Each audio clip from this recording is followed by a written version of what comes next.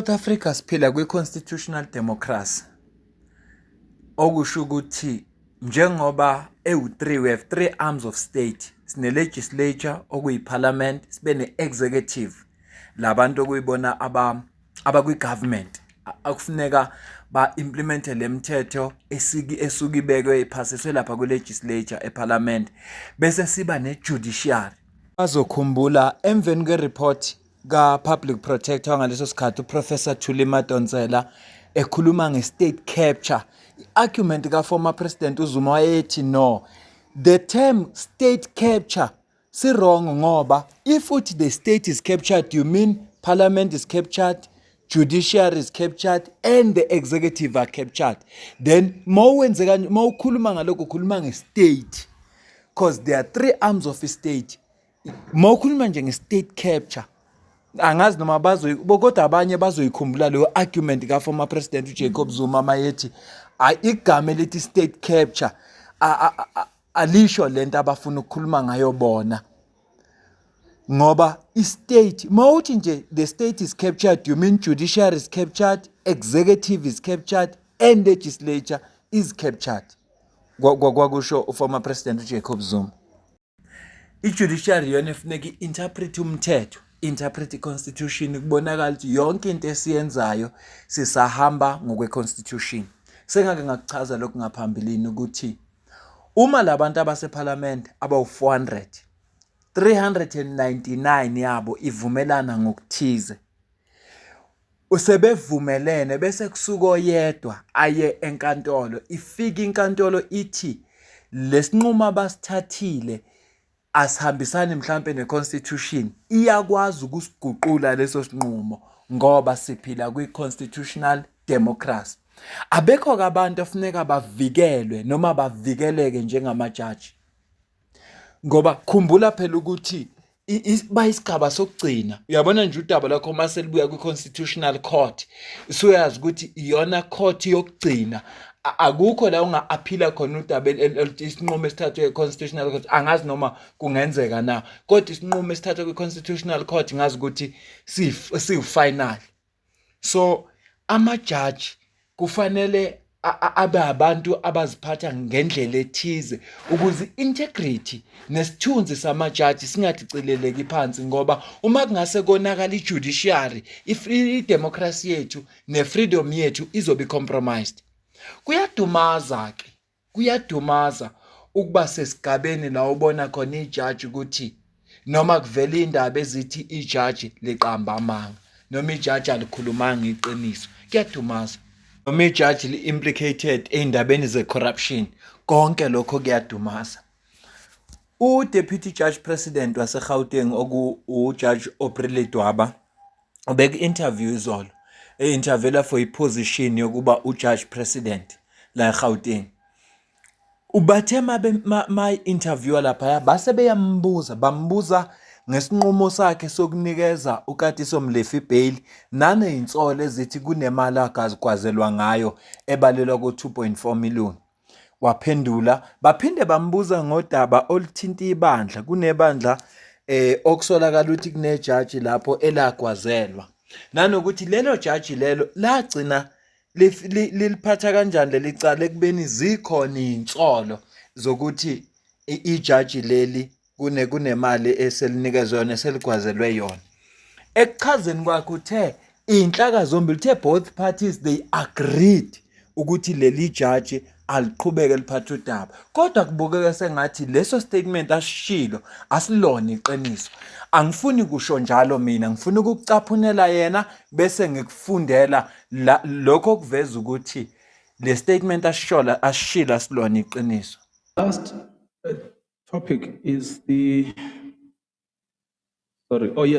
the allocation of the case management responsibilities and trial responsibilities in the International Pentecostal Holiness Church case to Judge Portia Patlane, who has since been charged for corruption and bribery. The concern is that The judge seems to have had a prior existing relationship with the people that are alleged to have bribed her before she was allocated the case management and the trial duties. The question then that arises is, given that you are the person who did the case management allocation and the trial allocation, how did this happen? The suspicion being that she knew beforehand that she would be allocated this job, and that's why she started taking money from the alleged corruptors. Can you take us through from your perspective? The practice in the Gauteng division in respect of case management is that the parties would request that I should allocate a matter for judicial case management. And I would look at the list of the judges, take into consideration if I have allocated them any commercial matters or not, if I've allocated them bail applications or not. And if I realize that the judge to whom I will allocate the matter for judicial case management is available, that matter would be allocated to the said judge. This matter was initially allocated to Judge Potterell. It was in 2020. He managed the matter. He dealt with other issues like the parties wanted the matters to be consolidated. Actually, when I looked at this matter, there were three main cases. The other case involved money that was freezed, money of the church, and the Judge Potterell partly dealt with that aspect. And in 2022, according to the records that I have, the parties wrote to me. Usually when they write to me, they also copy their opponents requesting a judicial case management. And I allocated this matter to Judge Phahlane. And the practice is also that if a matter has been allocated to a judge, that judge would not hear the trial because the judge has been involved in the matter, unless if both parties agree that the judge should deal with that matter. And as far as this matter is concerned, I think Judge Phahlane started managing this matter in about 2022. During the management proceedings, both parties agreed that she should continue with the trial. Iphatho yokuqala le balekile ukuthi despite wonke ama-allegations abuwa khona cause ngathi vele iy'nsolo zokuthi lo mama was there before izo-allocate-wa le case ukuthi izonikwa yena. Despite ukuthi zonke lezo nsolo bezikhona kodwa both parties agreed ukuthi akaqhubeke necala. Kusho uJudge Oprile Dwaba. Inote nje le part asiqhubeke nayo. This issue that Judge Phahlane was not supposed to deal with the trial, in my view, there's no merit in it because the parties would have objected. This matter was set down for 3 weeks. And if there was anything untoward, that the judge should hear the matter, they could have raised it.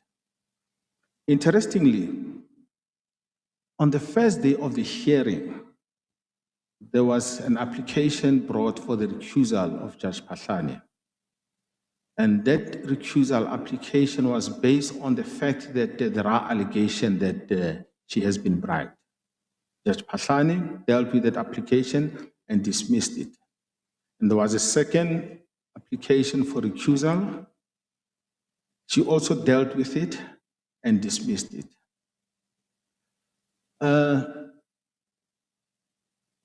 Judge Phahlane also alleges that she was threatened when she was dealing with this trial.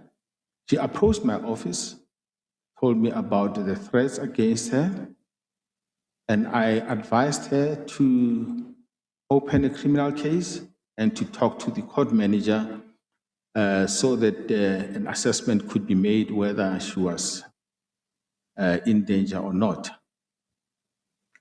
She further told me that the court manager did nothing about this and she decided to organize her own private security.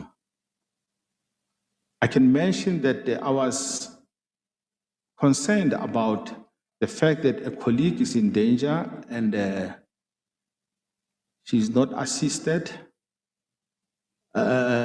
She further told me that this matter was reported to Mr. Naidu at the office of the Chief Justice to check if indeed she was in danger or not. Because it was disturbing that there would be private securities in the court building, armed. I raised this with her, but she continued to engage those private securities. So much as I've also raised other things, but there's nothing untoward that Judge Phahlane dealt with the trial because the parties did not object to it. Actually, the parties agreed that she should deal with the trial. Ngibomuzwa la ngasekugcineni uyagcizelela ukuthi both parties agreed ukuthi uJudge Phahlane akaqhubeke naleli cala. Kodwa imibuzo engizibuza yena wona mina ukuthi yini abezoyizuza uJudge Phahlane ukuthi abe kule case if kuza ama applications amabili for recusal, kufike yokuqala wadila nayo kwafika yesibili, yini angashongo ukuthi ngoba ngathi leli cala leli alingifuni mina angihoxe kulo kungena omunye umuntu. Yini le eseyi-interest kuye kangaka ukuthi noma esethola ama-threats kodwa aqhubeke yena naleli cala aze abone ukuthi abamnaki laba akababikela aze aqashe i-private security company ngoba efuna nje ukuthi kube wuye who will preside over this case. Why? Yazi khonto engayithanda ngo-Magistrate uMahlangu, kwanele kwaba ney'nsolo ngaye ezavela kuMadlanga Commission. He recused himself. Wacela ku-NPA no abathole omunye umuntu yena ufuna ukudila nale ndaba because there's nothing oyibona ukuthi it's not about yena. Manje ngizibuza lokho ukuthi yini lenza ukuthi lo mama engafuni ukusuka kangaka kule case. uModibe Vladimir ubhale kanje: The conduct of the judiciary is increasingly coming under intense public scrutiny, and not without reason. When judges appear on live platforms and present narratives that are misleading, it does not merely raise eyebrows, it strikes at the very heart of public trust in the justice system. What is even more concerning is that perception that instead of confronting serious allegations with transparency and decisiveness, elements within the judiciary appear to close rank and protect one another, even under a cloud of suspicions. This concern is amplified by the apparent posture of the current leadership of the judiciary. There is a growing sentiment that the office of the Chief Justice is being used not as beacon of accountability, but as a shield to defend colleagues, irrespective of the seriousness of the allegations they face. The Judicial Service Commission interview involving Deputy Judge President J.P. Litwaba has only deepened these concerns. During the proceedings, he asserted that the allocations of IPHC succession in matter to Judge Dipuo Phahlane was based on the agreement between the parties. This claim has been categorically denied by the legal representative of the affected parties, who maintain that no such consent, oral or written, was ever given. This raises a fundamental and unavoidable question. Why would J.P. Litwaba proceed to allocate a matter to a judge who had already been implicated in serious allegations brought to his attention months earlier, was due diligence conducted? Were the allegation asserted or verified before such decision was made, or were they simply disregarded? Further compounding the issue are claims made by Phahlane to Sandlane when she suggested personal proximity to the judge president or influence in judicial allocation. If there is any truth to assertion that relationships played a role in the assignment of cases, then the implicated are profound and deeply damaging to the credibility of the judicial system, and more specifically J.P. Letwaba himself. It is therefore imperative that the President, the Minister of Justice, the Chief Justice, and members of the Judicial Service Commission engage seriously with these issues. A full and transparent examination of the facts, including all related communications, is essential. Vladimir ungabanye babantu ke abalibhala kudala lolu daba kuse early. Ngiyakhumbula nje ukuthi baze bamthreatenisha bathi bamfakela incwadi ngabameli ukuthi aka retract la post wakhe ayiwabhalile lapha aveza khona ubufakazi mayelana nale bribe ayikhuluma ngayo, ogcine kuholela ekuthenini ijaji leli ligcine selijajiwe. Kodwa ke into ayishoyo which is concerning ukuthi lolu daba lolu uJudge Aubrey Letwaba wazi months before, ba-complaina kuye months before, and bathi akukho la kubhalwe khona okunesivumelwano khona ukuthi siyavuma thina ukuthi lo muntu akube uyena ozobheka leli cala, ekubeni ozohlala alalele leli cala, ekubeni sekuneyinsolo ngayo. Yingakho ngibuzile ekuqaleni what's in it for her ukuthi agoloze yena to recuse herself. Why nje angashonga ukuthi okay, ngoba ninalezi insolo, let me recuse myself, nithole omunye umuntu and preside over lolu daba liqhubeke. Yini lebesi interest kangaka kuye lo mama? Angisiboni ukuthi ngifunda isidingo sale letter abayibhala months earlier or months before bebhalela yena uJudge J.P. Letwaba. Angisiboni ngoba ingiphatha kabi lento ukuthi lo muntu bambikela months earlier. Iyangidida mina le ndaba. Kodwa ke uma kunjalo bembikele earlier akakhulumanga iqiniso, njengoba ethe yena the parties agreed kanjani ekubeni bebelethe 2 recusal letters. Does it make sense na kuwe ukuthi kuthiwa we agreed then the next minute sesiza nama recusal letter but we agreed? Angibambe le video la ngingasayifundi lento ngoba noma ngiyayifunda kuyefana, kodwa nje leli judge mina angilazi ukuthi licabanga kanjani. How can you say the parties agreed ekubeni wona futhi lama parties one of the other party iletha i recusal letter? How is the agreement ke makunjalo? Is that the agreement? Sivumelene ukuthi iqhubeka wena necase qeda lapho siza ne recusal letter ne recusal application.